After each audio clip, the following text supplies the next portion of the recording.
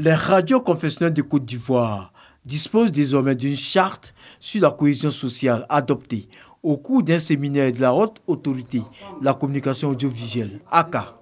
Elle vise à encourager ces radios à prôner la paix et la concorde sociale au moment où le pays approche les échéances électorales de 2020. Il s'agit entre autres pour ces radios d'éviter la stigmatisation religieuse et la diffusion d'émissions susceptibles de porter atteinte à la cohésion sociale. Les radios, je dirais, confessionnelles ont contribué énormément à l'apaisement de cœur et ont contribué à rendre le climat social serein.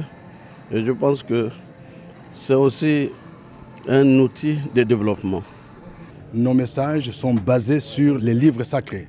En ce qui nous concerne, nous diffusons le message essentiel qui est le message de l'amour de Dieu, qui est tiré de la Sainte Bible, qui montre que Dieu a tant aimé le monde qu'il a donné son Fils unique, afin que toute personne qui croit en lui, il ait la vie éternelle. La ACA vient aujourd'hui nous aider, nous coacher, nous conduire et être à nos côtés pour que nous puissions aller au-delà simplement du simple fait d'avoir des agréments, des assignations, mais de comprendre que nous devons être acteurs de l'économie, acteurs du développement durable, acteurs de la cohésion, participer vraiment à la vie de la société telle que voulue par le gouvernement. Les radios confessionnelles occupent une place prépondérante dans le paysage médiatique ivoirien.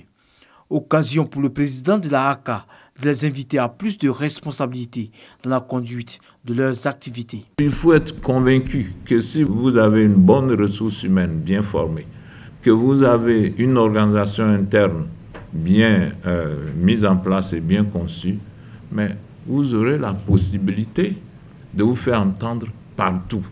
Et puis, il faut laisser le temps. C'est une variable clé de tout cela.